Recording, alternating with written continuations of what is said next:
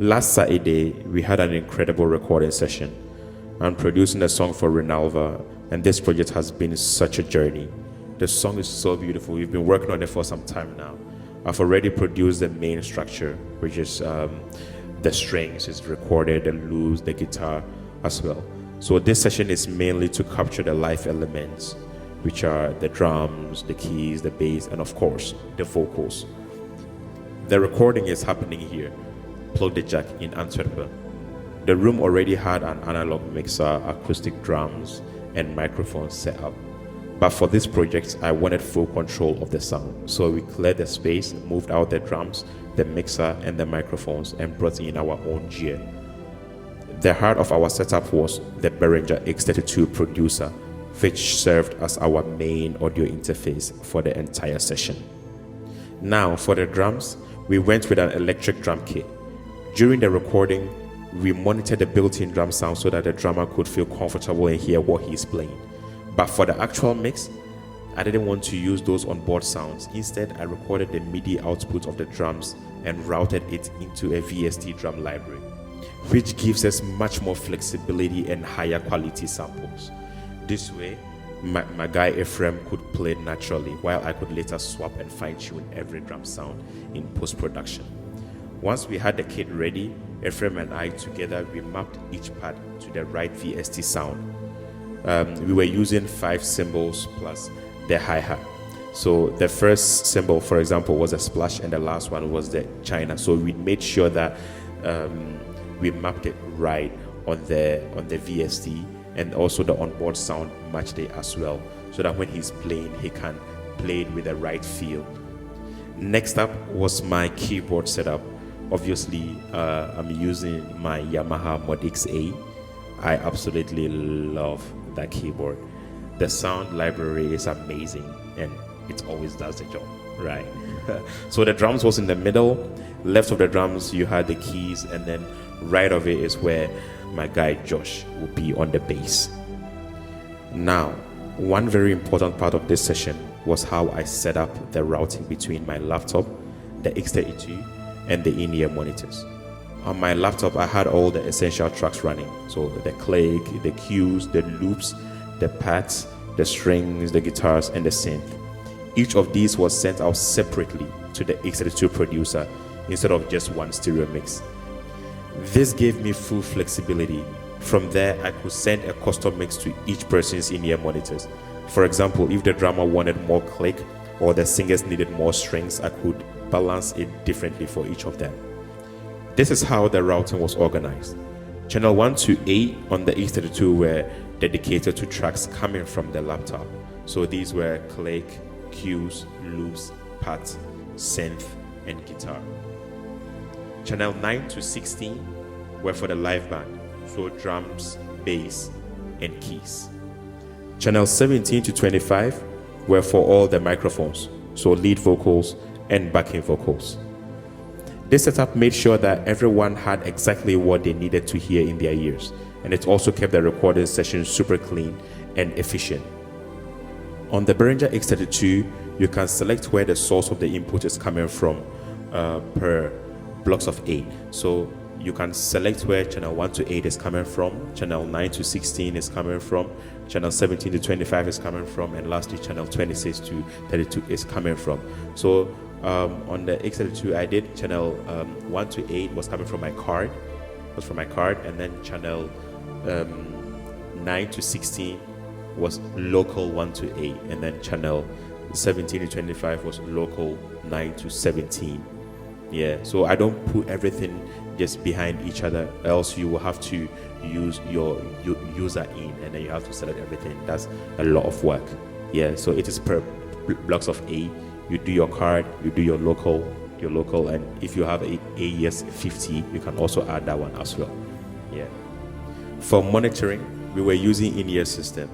Since it was a live recording, I didn't want to use the loudspeakers in the room because that will create mic bleeds and ruin the clarity of the recording. So everyone had in-ears. The singers had wireless in-ears so they could move around freely, while the band used wired in-ears since we stayed in one place. When the singers arrived, the energy in the room went up instantly. These ladies are full of vibes. Oh, you can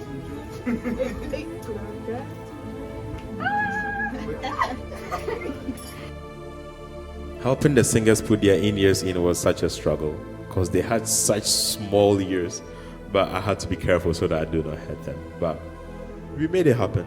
We made it happen.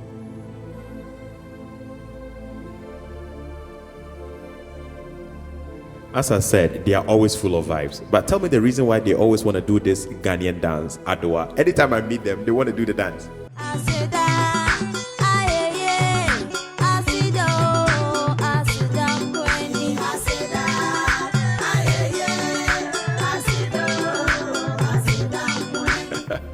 It's the obsession for me. They are so amazing. At this point, all the singers had their in-ears in. I was playing the track in the back so they could listen to it and get themselves into the right setting. I start harder setup.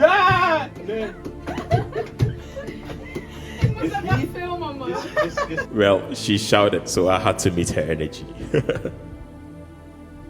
For the sound check, first we had the drums. We did the drums, make sure that the drums is coming out properly, and then I tried the bass, and afterwards I did my keys to make sure that we, the band, we can hear everything. We hear the click, we hear the cues, we are solid on our end. After that, I sound checked the vocals. I made them sing individually so I could set the right gain and also to make sure that they could hear themselves properly. For the in-ears of the singers, I didn't put the click in their ears because they had a loop going in and the drums going in, so that would give them the timing that they need, but they had the cues in their ears. Lastly, I sound checked the lead vocal. For her, also the same thing. She had to make sure that she heard herself properly and also heard what she wanted to hear in her ears. Listen to how the room sounds like when we were recording. Life with a life goal, he touched my mouth. His word was released. Your iniquity again.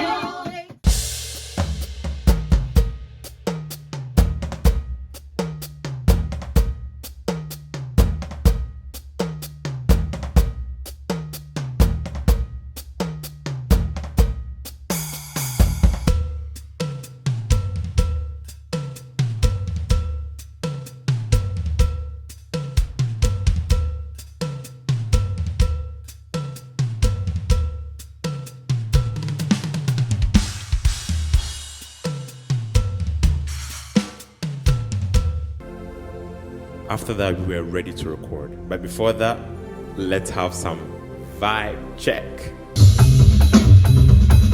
Left.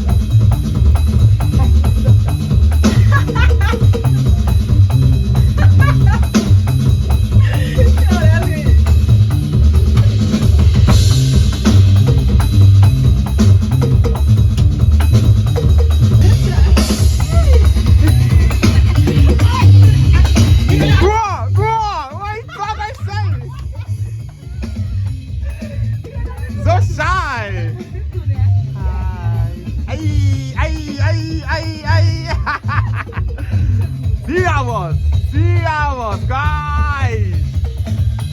Big one!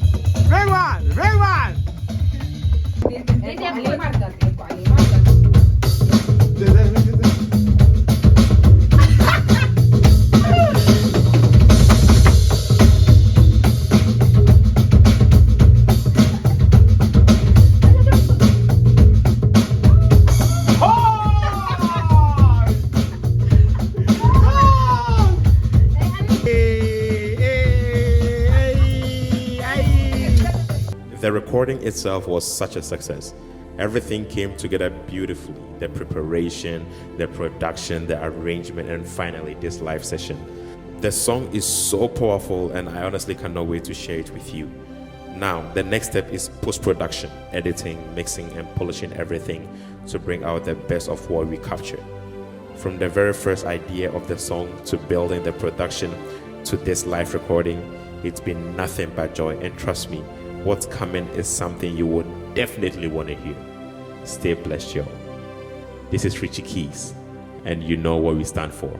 Excellence personified.